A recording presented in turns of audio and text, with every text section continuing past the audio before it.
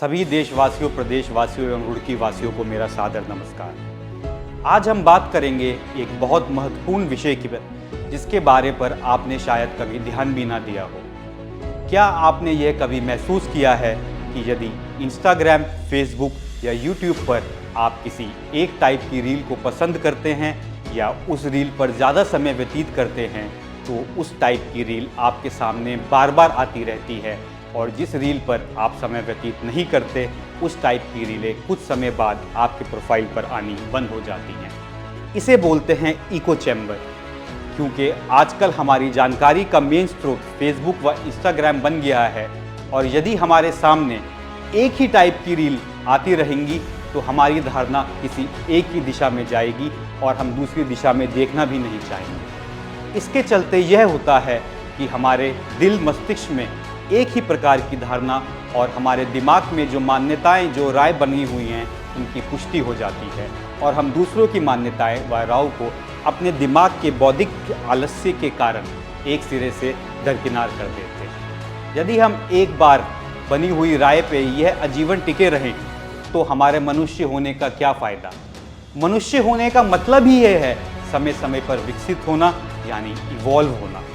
यदि आप ऐसा नहीं कर पा रहे तो आप इको चैम्बर में फंसे हुए हैं। इको चैम्बर एक ऐसी स्थिति पैदा करता है जिसमें हम केवल उन्हीं विचारों, उन्हीं धारणाओं के घेरे में फंस जाते हैं जो हमारी मौजूदा मान्यताओं और रायों से मेल खाती है। इससे हमारे दृष्टिकोण संकीर्ण हो जाता है और हम समाज में विभाजन और असहिष्णुता को बढ़ावा देने लगते हैं। उदाहरण के लिए, आप अपने राजनीतिक विचारधारा, धार्मिक मान्यताओं या किसी अन्य विषय पर केवल उन्हीं सूचनाओं पर विश्वास करते हैं और उन्हें ही फैलाते हैं जो आपकी सोच के अनुरूप होती हैं। इससे हमारे व्यक्तिगत और सामूहिक वृद्धि में बाधा उत्पन्न होती है।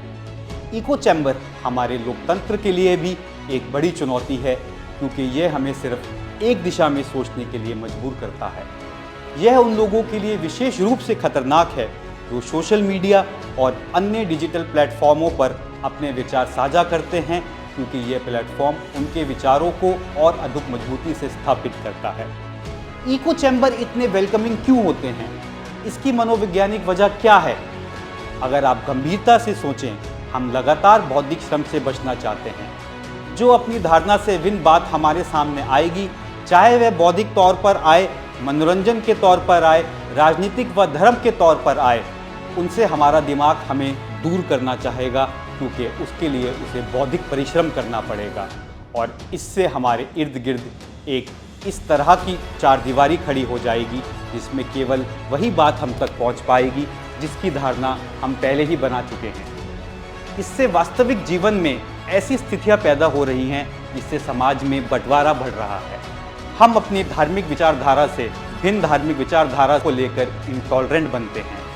हम अपनी पसंद की राजनीतिक विचारधारा से भिन्न राजनीतिक विचारधाराओं को लेकर नाखुश होते हैं। यहाँ तक कि हम अपनी पसंद जैसी चीज़ के मामले में गलत सूचनाओं पर भी यकीन करना पसंद करना व उन्हें फैलाना पसंद करते हैं, जो कि डेमोक्रेसी के लिए एक बहुत बड़ी बाधा है।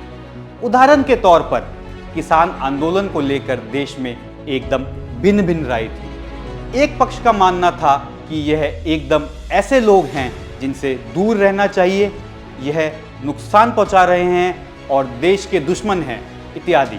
और दूसरी राय होगी जो मानेगी कि यह बिल्कुल ठीक है। आप इनमें से एक या दूसरी राय से हो सकते हैं, लेकिन सवाल ये है कि क्या आपका सोशल मीडिया या आपके व्हाट्सएप ग्रुप में उस विषय पर जो बातचीत हो रही है वो सिर्फ वही आ रही है जो आप पसंद करते हैं व पहले से ही अपनी राय बनाकर बैठे हैं? तो इसका मतलब आप इको चैम्बर की गिरफ्त में हैं। इसमें पहली चीज़ जो हमें करने की ज़रूरत है वह यह है कि हम इस बात को स्वीकारें कि हम इको चैम्बर में फंसे हुए हैं। इको चैम्बर की गिरफ्त में होने का प्रमाण कई तरीकों से पुख्ता किया जा सकता है। सर्वप्रथम, यदि आप किसी समूह में वार्तालाप कर रहे हैं और जब आप सभी हाँ में आ रहे हैं और कोई तथ्यों के आधार पर एक दूसरे की आलोचना नहीं कर रहा, तो आप निश्चित ही इको चैम्बर की गिरफ्त में हैं। दूसरा संकेत के लिए आपको बाहर देखने की ज़रूरत नहीं है, इसके लिए आपको आपके अंदर ही देखना पड़ेगा। क्या अपने से विभिन्न राय के लिए आपके मन में शत्रुता की भावना है? उदाहरण के तौर पर, यदि किसान आंदोलन की तस्वीरें आपके सामने आ रही हैं और उन्हें देखते ही आपके मुंह से अशब्द निकलने शुरू हो रहे हैं और वह आपको दुश्मन दिखाई दे रहे हैं, जबकि वह इसी देश के नागरिक हैं, अर्थात दूसरे पक्ष को लेकर एक तरह की नफरत व कड़वापन है, तो यह सबसे महत्वपूर्ण संकेतक है कि आप इको चैम्बर की गिरफ्त में हैं। यदि एक बार फिर आप यह मान लेते हैं कि आप इको चैम्बर की गिरफ्त में हैं, तो अब सवाल आता है इससे निकले कैसे जाए। इससे निकलने के लिए किसी भी जानकारी की भिन्न भिन्न सूत्रों से पड़ताल करें, तभी आप किसी निष्कर्ष पर पहुंचें। मल्टीपल सोर्सेज का होना आपको इको चैम्बर से थोड़ी सी मुक्ति प्रदान करेगा। इको चैम्बर में फंसना अनायास भी है, इसके लिए आपको कोई प्रयास नहीं करना पड़ता। इसमें फंसने के लिए आपको कोई अतिरिक्त कोशिश नहीं करनी पड़ती व बौद्धिक आलस्य के कारण आप इसमें अनजाने में फंस जाते हैं। परंतु इको चैम्बर से निकलने के लिए आपको बहुत परिश्रम करना पड़ेगा। इससे निकलने के लिए आपको तथ्यों के आधार पर वार्तालाप करना पड़ेगा व बड़ी से बड़ी बौद्धिक ताकत को भी सवालिया निशानियों से देखना पड़ेगा। जब क्रिटिकल थिंकिंग स्किल्स आपके अंदर होंगी, तब किसी भी सूचना को स्वीकार करने की जगह आप सोर्सेज को देख पाएंगे। क्रिटिकल थिंकिंग आपको इको चैम्बर से हमेशा बचाएंगी। अगली चीज, रचनात्मक संवाद से डरिए मत। यदि आप हिंदू हैं तो मुसलमान पक्ष की बात सुने, अगर मुसलमान हैं तो हिंदू पक्ष की बात सुने। यदि आप बीजेपी के समर्थक हैं तो कांग्रेस की समर्थक की बात भी सुने, और यदि वैसे ही आप कांग्रेस के समर्थक हैं तो बीजेपी के समर्थक की बात भी सुने। कोई भी पार्टी पूर्ण रूप से सही या गलत नहीं होती, सब में कुछ ना कुछ खामियां व कुछ अच्छाइयां होती हैं, परंतु प्रश्न ये है कि आप उन खामियां व अच्छाइयों को अपने तक पहुंचने दें। मेरा आपके लिए यही सुझाव है। उदाहरण के तौर पर यदि आप सोशल मीडिया पर बीजेपी के पेज को फॉलो करते हैं तो कांग्रेस के पेज को भी फॉलो करें, और यदि आप कांग्रेस के पेज को फॉलो करते हैं तो बीजेपी के पेज को भी फॉलो करें। अर्थात भिन्न भिन्न धारणाओं को आप तक पहुंचने दें, ताकि आप सही तरीके से निष्कर्ष पर पहुंच पाएं कि क्या गलत है और क्या सही है।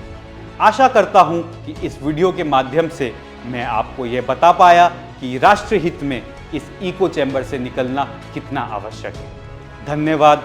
आपका अपना चरण।